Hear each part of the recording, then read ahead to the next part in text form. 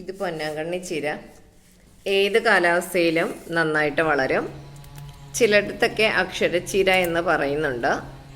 നല്ല ഒരു ഔഷധം കൂടിയാണ് പൊന്നാങ്കണ്ണി ചീര. ഇലത്തോരൻ വയ്ക്കാനും പരിപ്പ് കറി വയ്ക്കാനുമൊക്കെ ഉപയോഗിക്കുന്നുണ്ട്. പയർവർഗ്ഗങ്ങളോ സവാളയോ ഒക്കെ ചേർത്താൽ ഇത്തിരി കൂടെ ടേസ്റ്റ് കൂടും. ധാരാളം ചിനപ്പുകൾ പൊട്ടിക്കിളിർത്ത് വരുന്നുണ്ട്. ഇളം തണ്ടോടുകൂടിയാണ് പിച്ചിയെടുക്കേണ്ടത്. ഓരോ തവണയും നമ്മൾ പിച്ചിയെടുത്ത് കഴിഞ്ഞാൽ 10-15 ദിവസം കഴിഞ്ഞാൽ വീണ്ടും നമുക്ക് എടുക്കാനുള്ള അത്രയും അതിനകത്ത് വീണ്ടും കിളിർത്ത് വരും. സ്ഥല സൗകര്യം കുറവുള്ളവർ ഒരു 3-4 ചെടിച്ചട്ടിയിൽ വെച്ചാൽ അത്യാവശ്യം ഒരു വീട്ടിലേക്ക് വേണ്ടത് കിട്ടുന്നുണ്ട്.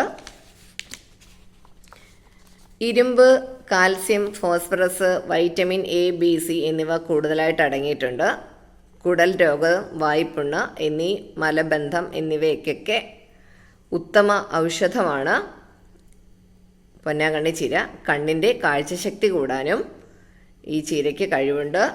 കൂട്ടാനും കഴിവുണ്ട്. കണ്ണിൻ്റെ കാഴ്ചശക്തി കൂട്ടാനും ഈ ചീരയ്ക്ക് കഴിവുണ്ട്. പ്രോട്ടീൻസ്, ഫൈബർ, കാർബോഹൈഡ്രേറ്റ്സ് എന്നിവയൊക്കെ അടങ്ങിയിട്ടുള്ള ഈ ചീര എല്ലാവർക്കും വളരെയധികം ആരോഗ്യപ്രദമായി കഴിക്കാൻ പറ്റുന്ന ഒന്നാണ്. ഇവിടെ ഇത് കൊടുത്തിരിക്കുന്ന പച്ച കളറിലുള്ളത് വെയിൽ കുറവുള്ള സ്ഥലങ്ങളിലായതുകൊണ്ടാണ് ഈ പച്ച നിറം ഇങ്ങനെ വന്നിരിക്കുന്നത്. ചുവപ്പ് കളറായിട്ട് കാണിച്ചിരിക്കുന്നത് അത് വെയിൽ കിട്ടുന്നത് കൊണ്ടാണ് അങ്ങനെ കാണിച്ചിരിക്കുന്നത്. നല്ല ഇലക്കറികൾ വയ്ക്കാൻ, ഇലത്തോര വയ്ക്കാനൊക്കെ വളരെയധികം നല്ലതാണ് പൊന്നാങ്കണ്ണി ചീര. എല്ലാവരും ഉപയോഗിക്കുക. Thank you.